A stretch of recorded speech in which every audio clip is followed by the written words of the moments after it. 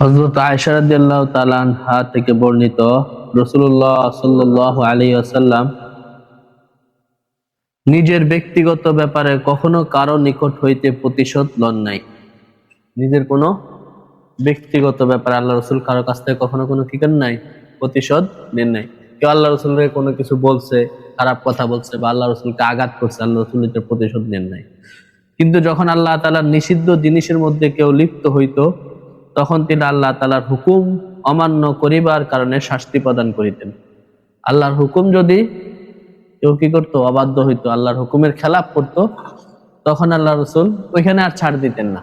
কেউ নামাজ পড়ে নাই, কেউ কোনো শরীয়তের অপরাধ করছে, চুরি করছে, আল্লাহ রাসূল ওইখানে কি দেন নাই, ছাড় দেন নাই, ওইখানে ঠিকই শাস্তি দিয়েছেন।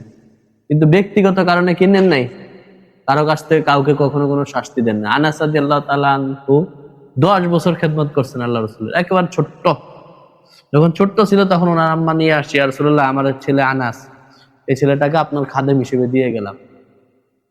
তো 10 বছরে কখনো উনি আনাস রাদিয়াল্লাহু তাআলা আনহুকে কখনো একটা ধমকও দেন নাই। অথচ আনাস রাদিয়াল্লাহু তাআলা আনহু উনি নিজে বলতেছেন, তখন আমি ছোট ছিলাম, 10 বছরের বয়স আমার বয়স। তো এই বয়সে আল্লাহ রাসূল একটা করতে বলছে, তা আমি আরেকটা করছি। আমাকে একবার বাজারে পাঠাইছে, তো আমি কি জানি আনতে পাঠাইছে, আমি বাজারের কাছেই খেলার মাঠে ছাত্রদের খেলা, ছোট ছোট বাচ্চারা খেলতেছে, আমি তাকায় তাকায় খেলা দেখতেছি। আল্লাহ রাসূল পিছন থেকে আইসা আমার কান ধরে, এ আনাস, তোমার না আমি বাজারে পাঠাইছি, তো ইয়া রাসূলুল্লাহ আমি যাইতেছি। আর আমরা গেলে পিছন থেকে গিয়া দিতাম আগে একটা বাড়ি, এরকম করতাম না যে তোরে পাঠাইছি এই বাজারে, তুই এখানে খেলা দেখো। কিন্তু আল্লাহ রাসূলের এরকম নরম মেজাজ ছিল। আল্লাহ রাসূলকে আল্লাহ তাআলা এরকম নরম তবিয়তের, কারো কাছ থেকে কোনো শাস্তি নিজের কারণে নেন নাই, কাউকে কোনো সময় শাস্তি দেন নাই। কিন্তু আল্লাহর হুকুমকে অবাধ্য করছে, তো তাকে কি করছেন, শাস্তি দিছেন। নামাজ পড়ে না, নামাজের মধ্যে কি করছে, কমতি করছে, আল্লাহর ইবাদত কোনো গুনাহের মধ্যে লিপ্ত হয়েছে, এই ক্ষেত্রে ঠিকই শাস্তি দিছেন। এক মহিলা চুরি করছে, কি করছে, তো চুরির শাস্তি হচ্ছে কোরআনে, আস-সারিকু ওয়াস-সারিকাতু ফাকতাউ আইদিয়াহুমা, চোর চুন্নির হাত কেটে দাও।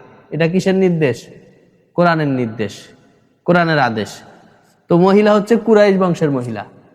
মহিলা কি, ওই মহিলার নামও ফাতেমা, ওই মহিলার নামও কি ফাতেমা, নাম নেই।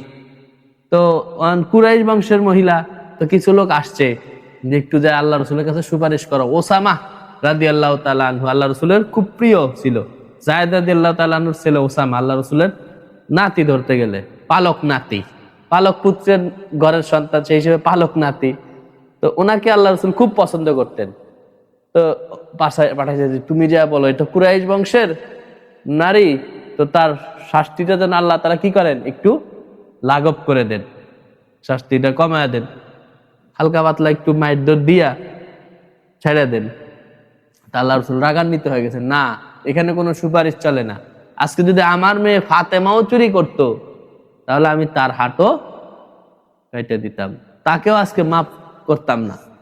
এটা ছিল রাসূলের ইনসাফ ভিত্তিক বিচার ব্যবস্থা, কোরআনের শাসন। হ্যাঁ, আল্লাহর শাসন, এখানে কোনো কি নাই, ছাড় নাই, কম্প্রোমাইজ নাই। নিজের স্বার্থের ব্যাপারে আল্লাহ রাসূলকে মারছে, আল্লাহ রাসূলকে পাথর মারছে না তায়েফের ময়দানে, আল্লাহ রাসূল কি বদদুয়া দিচ্ছেন, বদদুয়া দেন না, আল্লাহ রাসূল উল্টা দোয়া করছেন যে আল্লাহ এদেরকে ক্ষমা করে দেন, ফা ইন্নাহুম লা ইয়ালামুন, আল্লাহুম্মা ইগফির লিকওমি ফা ইন্নাহুম লা ইয়ালামুন, তারা জানে না। এই জন্য তোমরা একটু নামাজ না পড়লে আমরা একটু রাগান্বিত, এটা কোরআনের নির্দেশ। এখানে যদি তোমাদেরকে তুলু করি তাহলে হবে না। নামাজ পড়ো নাই বা জামাতে আসতে দেরি হচ্ছে, এখানে একটু কঠোরতা করতে হবে। এটা আল্লাহ রাসূলের আদর্শ। এটা কার আদর্শ, এখানে আমরা বাধ্য। এখানে যদি তোমরা একটু কম্প্রোমাইজ করি, একটু ছাড় দেই, তাহলে আমি রাসূলের হুকুম অমান্য করলাম। কারণ তুমি আল্লাহর হুকুম অমান্য করছো, এখানে একটু কঠোরতা হইতেই হবে, না হলে এটা আমি আল্লাহর কাছে ধরা খেয়ে যাবো।